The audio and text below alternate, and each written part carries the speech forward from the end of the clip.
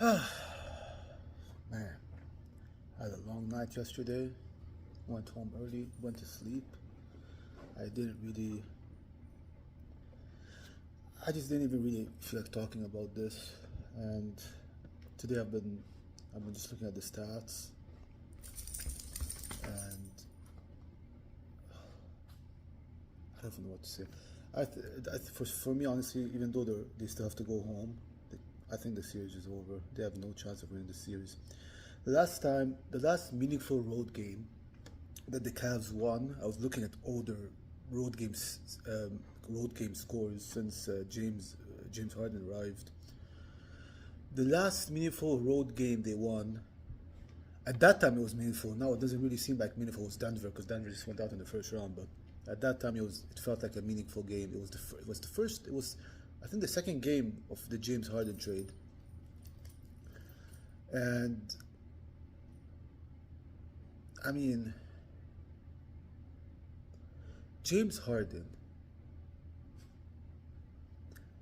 that was basically the most pathetic performance I've ever seen. But are we shocked? Are we shocked? No, because we've seen this over and over and over and over and over and over and over and over and over and over and over again. 3 of 13, he had 10 points. His turnovers yesterday,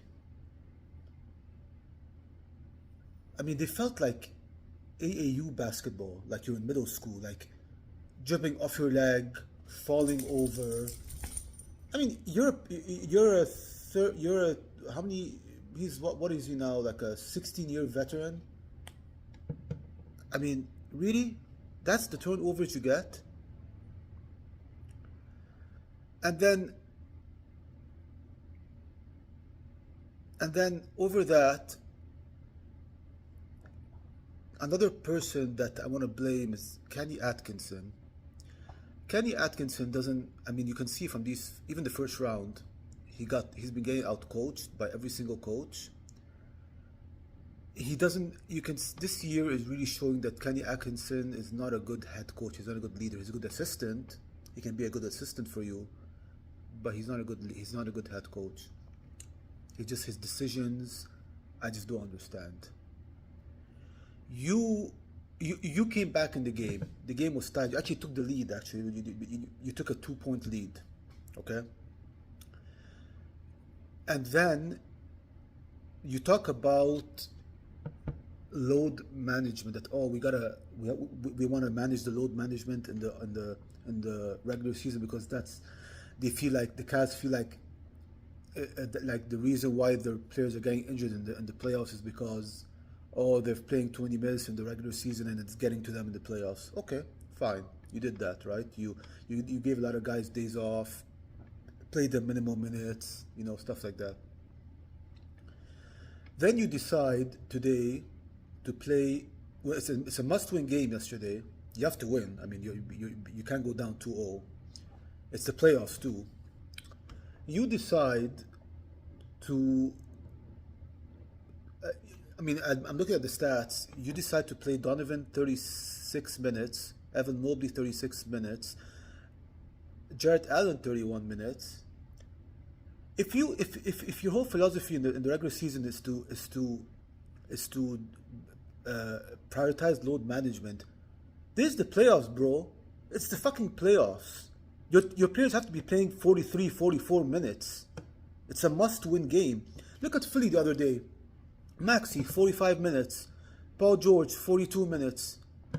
And Embiid wasn't even playing. Because Nick Nurse knows that this is a must-win game. You can't go 2-0 down. And then another decision he does. We're tied, like I said, a minute ago. We had a 2-point lead with I think it was 8 minutes left. I can't remember exactly. You decide, and Donovan Mitchell actually had a good game for once. He had 31 points. You decide to take out Donovan Mitchell, and with 8 minutes left, to put James Harden, who you see has been struggling the whole game. And they went on a 10-0 run, Detroit, took an 8-point lead, and that's it. The game was over from there. It was the same scenario that happened in game one. we tied the game. You took Donovan Mitchell out. You put James Harden in. They went on an 8-0 run and they won the game in game one. And then I mean, why are you taking your star player out with in the middle of the fourth quarter? He's getting paid $50 million, whatever the hell he's getting paid. He needs to play the whole fourth quarter. It's a must-win game. He's actually the person, he was actually in a groove. He got I think it was 3-4 baskets in a row that gave us the lead. I can't remember exactly the scenario. It's so blurred in my head, but I know he got the last 2 baskets, I know for sure, to tie the game and take the lead. I mean, and then you decide to bring him in with 3 minutes left, when you're down by 8 points. And then and then the guy just lost his rhythm. I mean, come on, man! Like you need to have a bit more common sense than that. Now let's go to the next person.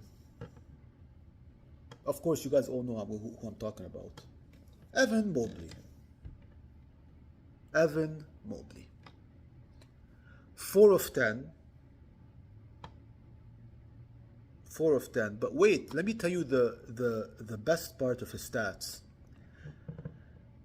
You know how many rebounds Evan Mobley had yesterday? You guys want to guess how many rebounds he had yesterday? 1. 1 fucking rebound. You're 7 foot tall. And you had played 36 minutes and you got 1 rebound. I mean, it doesn't even, I can't even, I can't even, it doesn't even sound right. I'm looking at the box score today and I'm like, is this something wrong? Is this like a typo? I went to 3, 4 different, apps and websites, and no, he had 1 fucking rebound. This dude, what's his name? Let me just look at his name right here. Something Hollins Jr. Never heard of this guy in my life. Played 1 minute and had 2 rebounds. Evan Mobley played 36 minutes and had 1 rebound. I mean, that just says it all right there. What I've been saying about Evan Mobley for the past I don't know how long. This guy is not the player we thought he was. That's it. He needs to go. At least, for example, Jared Allen showed up today. Jared Allen had 22 points. He had 8 rebounds. It wasn't great. He wasn't great. But I mean, his rebounding wasn't great. I mean, but he had 8 rebounds. He had more impact on the game. And then again, Kenny Atkinson decides to play Mobley over Allen more minutes. And he sees that Allen is the one who's playing well. I mean, this team is just it's just a whole chaos of a team. I mean, Max Strus, again, like I said, inconsistent. We have an inconsistent bench. They didn't really do anything today. He had a great game last game. Today, they didn't show up. Look at their sixth man who comes off the bench. What's his name? What is his name? Daryl something, I can't remember. He had 14 points, that little guy, whatever his number is. He had 14 points. Driving to the basket, hitting threes. And our 6 man, I don't know, I can't remember his stats. I don't know, I mean, it doesn't really matter. He played like crap. Tyson wasn't that bad. Tyson wasn't that bad. Tyson was actually, I think, after Mitchell and Allen, he was our 3rd best player yesterday. I would start him. I don't know why he's still starting Dinwiddie. That's another thing for another conversation. Why are you starting this guy? Why are you starting him? He doesn't need to start. Jalen Tyson plays the same style as him, but Jalen Tyson has better offense. He defends and he has better offense. Why don't you start Jalen Tyson? You were starting Jalen Tyson the whole year, and he was showing up the whole regular season. I think he should have got most improved player. Why not? Why also you just decide to throw him on the bench? I just don't get this coach, man. Another thing, if I was him, why are you? I would start benching James Harden. If next game he plays like this, I would just start benching him. Let other point guards in. Porter Jr. outplay him. Proctor, he has good defense, outplay him. At the point in time, it's more about defense because he was a very big liability on defense yesterday. I heard they said they were like plus 14 Detroit when he was the primary defender, Harden.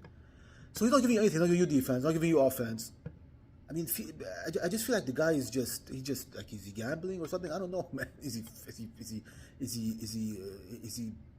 what do you call it? Is he? I mean, I don't know. Is he? It's just, I mean, but like I said, it's not shocking because that's James Harden for the past 16 years of his career. What matters the most.